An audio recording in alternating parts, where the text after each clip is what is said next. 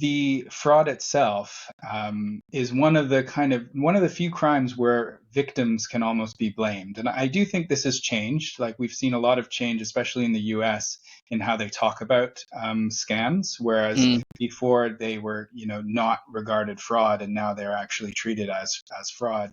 But I think it's really important that we talk about how do we change the way we talk about fraud. How do we move away from this language that kind of undermines the severity of it and really shows that victims are truly victims here? There's some extremely sophisticated social engineering and technology that's used to commit these crimes. Any thoughts on that? Yeah, I think there's some interesting work. I think it's a Professor Elizabeth Carter at Kingston University, if I'm not mistaken, has started doing some research into the way we talk about victims. Even the use of word scams, I think, is kind of being challenged as Hmm. it's a kind of Daily Mail type word because it's kind of understandable, but it kind of resonates with a kind of Del Boy activity where we're kind of Hmm. like, oh yeah, it's just a little bit dodgy rather than it's fraud and it's criminal activity. And a lot of what we're dealing with is organized crime.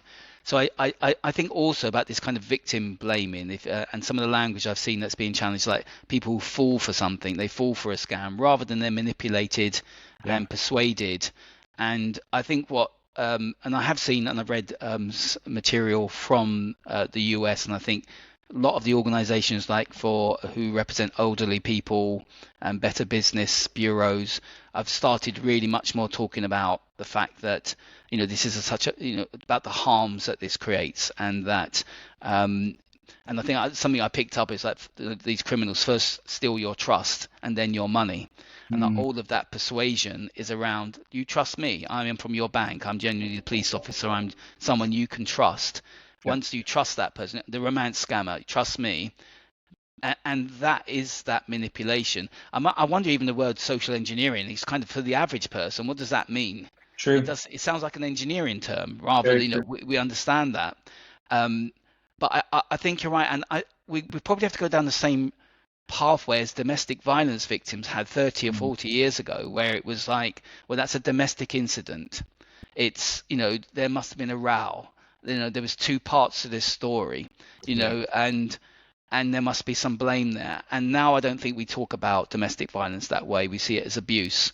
And I think maybe here we say this is abuse of people, particularly elderly and vulnerable people we see, Yeah. and younger people. So I do agree, and I think sometimes we have to pull ourselves back, and because we've got used to ourselves in the industry speaking the language. True. But I do remember when I first did scams, a lot of people did feel that people were greedy. Yeah, they were Hmm. greedy because they invested in an investment scam, that they were that there was some issue around, um, that they were to blame.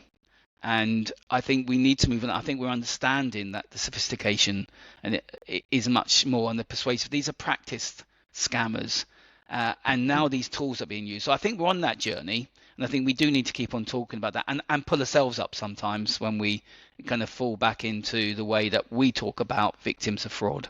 Absolutely. Yeah, that's bang on, I think. And even just the change, especially in the UK, of talking about APP fraud, right? As a Yeah. thing.